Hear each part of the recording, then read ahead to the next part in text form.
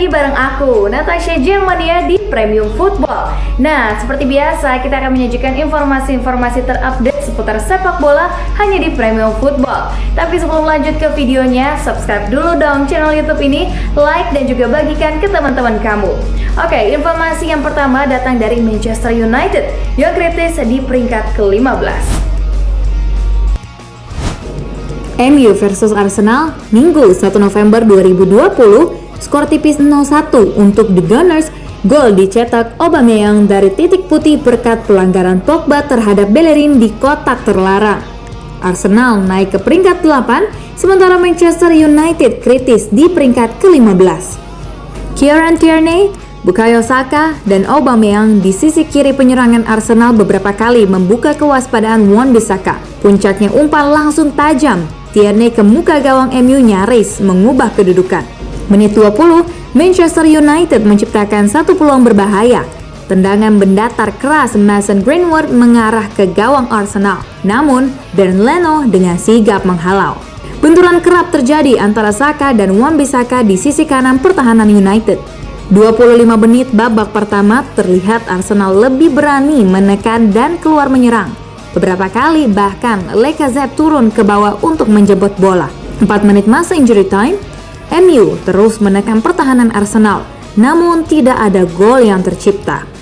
Pasukan Mikel Arteta berhasil mencuri poin 3 di Old Trafford. Hasil ini membawa Arsenal merangkak naik ke peringkat 8, sementara Manchester United semakin kritis di peringkat 15. Itu dia informasi yang pertama Sobat Football. Wah, siapa nih yang fans beratnya MU? Coba komen di bawah ya. Dan informasi berikutnya datang dari pertandingan Nantes versus PSG yang menang telak di kandang tuan rumah. Pekan ke-9 Liga Prancis, laga Nantes melawan PSG berlangsung seru. Pada hari Sabtu 31 Oktober 2020, laga Nantes melawan PSG dimenangkan telak oleh PSG dengan skor akhir 3-0 atas tuan rumah Nantes. Pada laga Nantes melawan PSG kali ini, Christian Gourcuff menggunakan susunan pemain 4-4-2 dan Thomas Tuchel menggunakan 4-3-3. Babak pertama berakhir dengan skor 0-0 setelah salah satu peluang yang didapatkan oleh PSG melayang begitu saja. Peluang tersebut didapatkan oleh Pablo Sarabia dengan tendangan kerasnya yang berakhir di mistar gawang tuan rumah. Melihat kegagalan pada babak pertama, pelatih PSG menarik mundur beberapa pemain dan taktik tersebut memberikan gol perdana untuk timnya. Tendangan penalti didapatkan oleh Nantes, tetapi Kader Bamba sebagai algojo tidak bisa mengecoh kiper PSG. Pada menit ke-88, PSG kembali membobol gawang tuan rumah melalui Pablo Sarabia yang menggunakan tendangan lambung. Nah, Sobat Football, kalau informasi berikutnya ini adalah informasi favorit dari Natasha nih. Informasinya datang dari Cristiano Ronaldo, pulih dari COVID-19 membawa kemenangan gemilang bagi Juventus. Juventus sukses menyelesaikan misi merebut 3 poin saat bertandang ke markas Spezia dalam laga lanjutan Serie A Minggu 1 November 2020 malam. Pasukan Andrea Pirlo tersebut keluar sebagai pemenang dengan skor 4-1. Di atas kertas, kemenangan yang diraih Juventus ini memang tidak mengejutkan. Apalagi Paulo Dybala dan kawan-kawan tampil dengan sangat dominan sejak menit awal dan berhasil unggul mulai dari menit ke-14. Permainan operan antara pemain Bianconeri begitu ciamik hingga membuat lini belakang Spezia kebingungan. Alhasil bola sampai ke kaki Morata yang tak terkawal dan dengan mudahnya menjebol gawang Spezia 1-0. Morata sempat membuat jala gawang Spezia bergetar lagi pada menit ke-23. Sayangnya, upaya ini tidak mengubah skor lantaran pemain berkebangsaan Spanyol tersebut sudah terjebak offside terlebih dahulu. Spezia mencetak gol balasan pada menit ke-32 dengan memanfaatkan longgarnya pertahanan Juventus. Tommaso Pobega melepaskan tembakan yang membentur pemain lawan dan mengecoh Buffon. Skor berubah menjadi 1-1. Kebobolan 1 gol membuat Juventus beraksi. Sayangnya, upaya untuk kembali unggul selalu menemui kegagalan.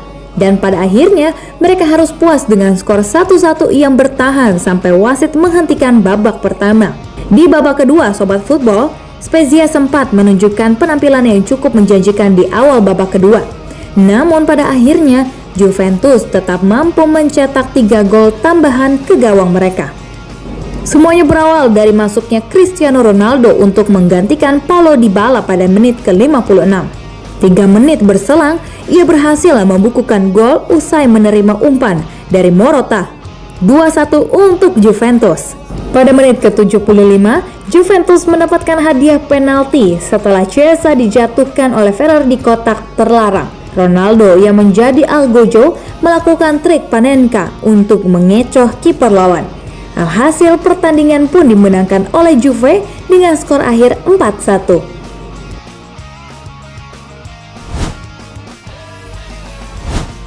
Berikutnya ada Lazio yang menang dramatis 4-3 atas Torino. Total 7 gol tercipta dalam pertandingan pekan ke-6 Liga Italia antara Torino versus Lazio yang berlangsung di Stadion Olimpic Grande Torino pada Minggu 1 November 2020. Pada pertandingan tersebut, bermain di kandangnya, Torino akhirnya harus mengakui keunggulan Lazio secara dramatis dengan skor 3-4. Meskipun Torino sempat unggul 3-2 selang 3 menit sebelum memasuki masa penambahan waktu di babak kedua. Namun, secara mengejutkan, Lazio berhasil menyarangkan 2 gol beruntun saat memasuki masa injury time, sehingga mengubah skor menjadi 3-4 untuk keunggulan Lazio. Kemenangan Torino yang sudah di depan mata pun akhirnya harus sirna usai pemain Lazio yang baru dimasukkan di babak kedua mencetak gol di masa injury time melalui penalti Ciro Immobile dan gol Filippi Caicedo. Masih dari Serie A, Sobat Football, kita akan membahas satu tim nih yang dari awal musim sekalipun belum menelan kekalahan. Siapakah dia? Yap, AC Milan. Pelatih AC Milan, Stefano Pioli menuturkan bahwa timnya telah menunjukkan kepada publik sepak bola betapa Rossoneri bukanlah tim yang normal. Itu diuturkannya setelah kemenangan atas Celtic pada matchday 1 Liga Eropa Jumat 23 Oktober 2020 dini hari. AC Milan meraih kemenangan 3-1 atas Celtic. Gol-gol dicetak oleh Red Krunic, Brahim Diaz, dan Jens Peter Hauge. Khusus Krunic dan Hauge, itu adalah gol pertamanya sejak diboyong ke San Siro awal musim ini. Pioli mengklaim raihan 3 poin di kandang Celtic berarti banyak buat dia dan timnya. Ia menyebut bahwa AC Milan bukanlah tim yang normal. AC Milan belum menelan sekalipun kekalahan sejak awal musim ini. Menurut Pioli, ini adalah berkat sinergi antara tim dan keseluruhan staf klub.